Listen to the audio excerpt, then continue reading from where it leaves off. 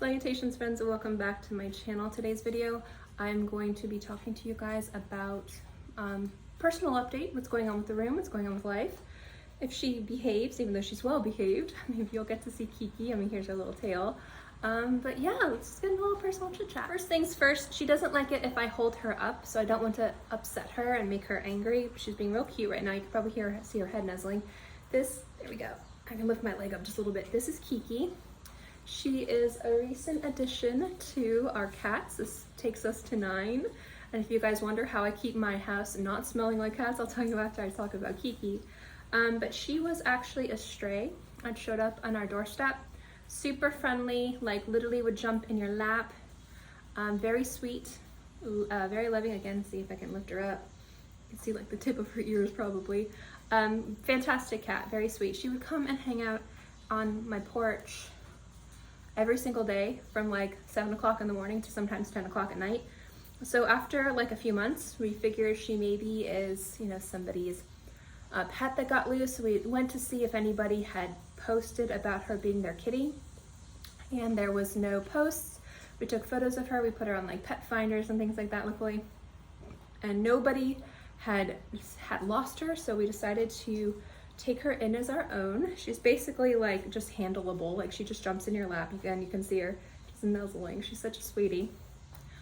She was spayed, so I think she might have been a barn cat, like maybe somebody's barn cat had kittens and they spayed them and just kind of let them wander about, and when they went off on their own, then they were like, okay.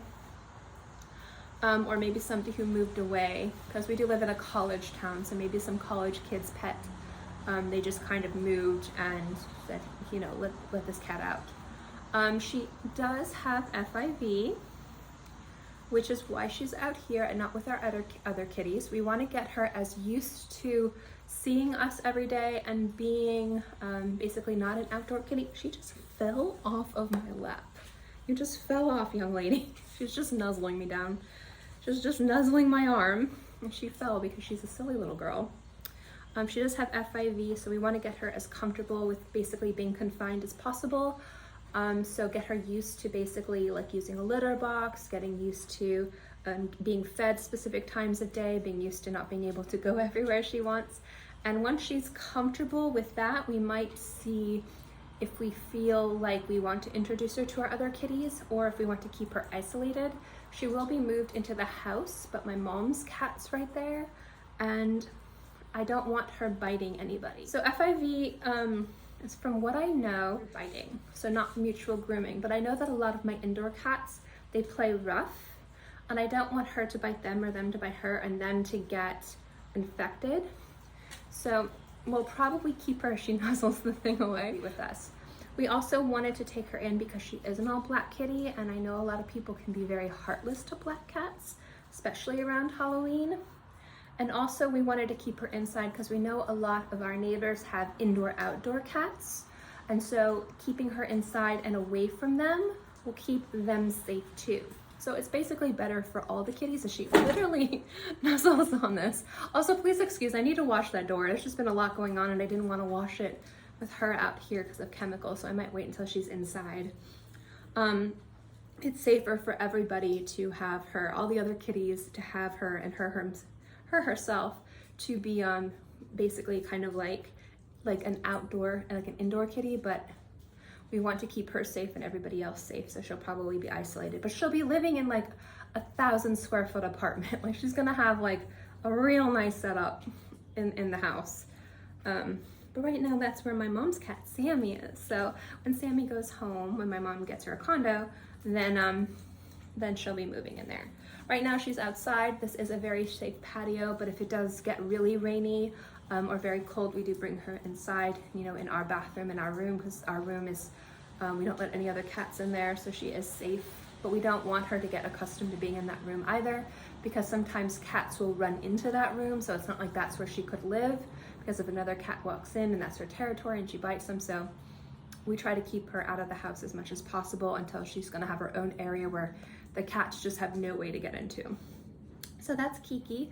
Let me see if I can do this. Kiki. Kiki.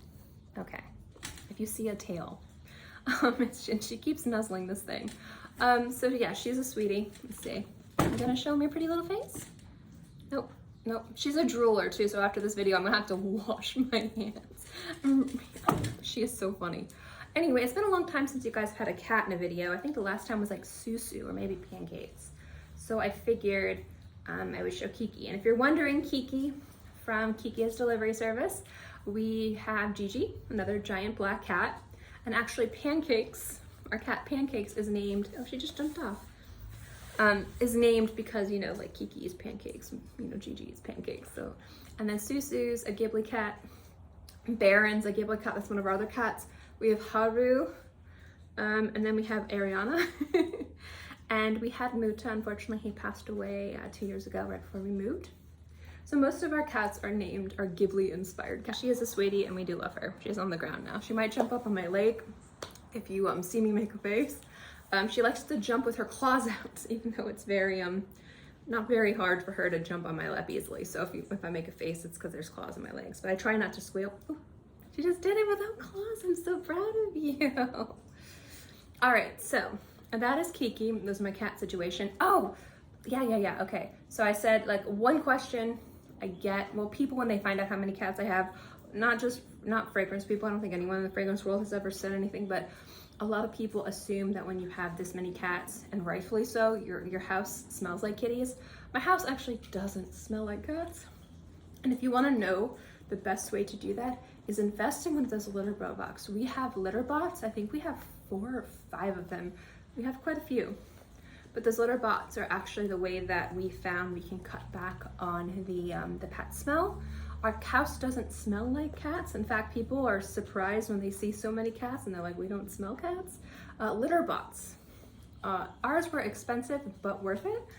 Definitely since we now, with her, we have currently under this roof 10 cats, although John and I own 9 of them.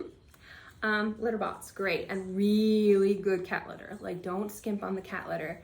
But if you have to, if a litter bot is out of your budget, just as the best cat litter that's deodorizing and kind of smell absorbing as was within your budget.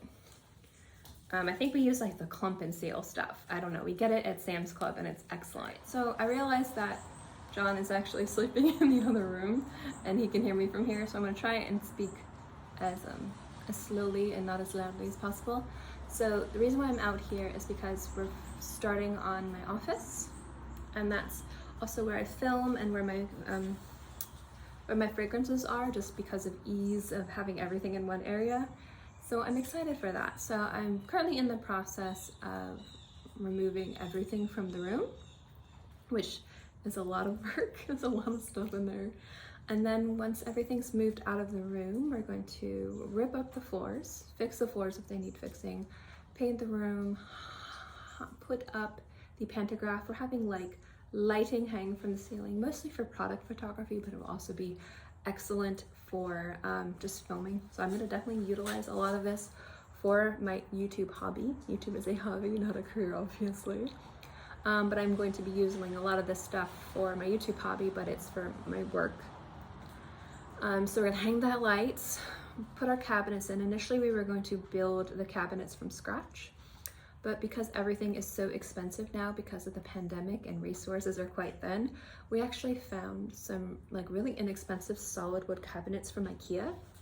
Now I wanted solid wood because it'll be a little bit sturdier and a little bit more long lasting, but I didn't need it to be like mahogany or like fine oak, like just pine is fine. So we found those, we found some really good shelving, so we're gonna do that. We're going to build the table that will be basically like my desk. Half of the table will be used for product photography, staging, variety of different things, you know, for work. And also it's an area where I can do my makeup. I enjoy doing my makeup. If you see like crazy eye makeup or really weird lipstick, I'm probably not leaving the house because I get really creative and have a lot of fun and I'm a little bit more bold, but this is like my going out makeup, which is like colored chapstick, a little bit of like pomade in my brows and mascara. You know, I'm really wowing out there. But for the most part, I like to do my makeup. It's fun, it's something I enjoy, helps with my anxiety, so it'll be a little area where I can do that too.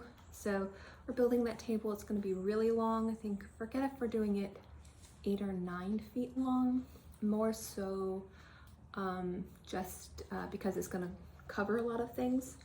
And I think it's gonna be like 4 feet deep.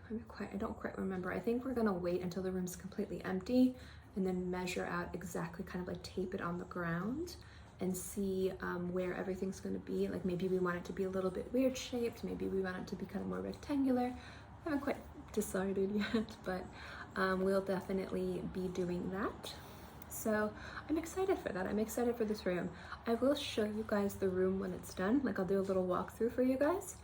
And obviously, like if you walk into the room, it's gonna look like a fragrance room, like it was designed for a YouTuber who does fragrance reviews.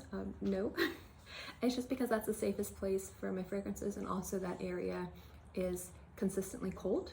So that area is dark, cold, and safe from cats. So that was like the perfect place to put my scents. But it's an area where I can do product photography. It's a place where I can do my work. You know, if I work like on some of my other businesses, customer service, graphic design, things like that, that'll be where I can do that, and it'll look really cool too.